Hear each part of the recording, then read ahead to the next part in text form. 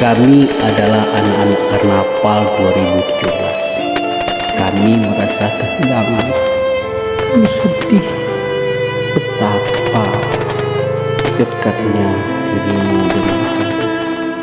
Namun Allah lebih sayang denganmu. Selamat jalan Bapak.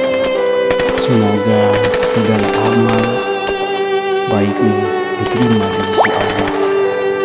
Kami yakin Allah lebih sayang padamu. Selamat jalan Bapak.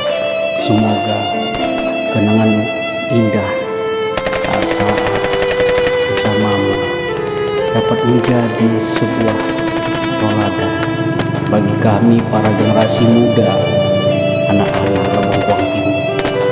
Selamat jalan Bapak. Semoga kau tenang di alam sana.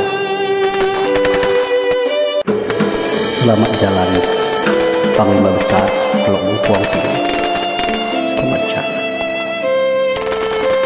Kenanganmu semua akan kami ukir sepanjang hayat.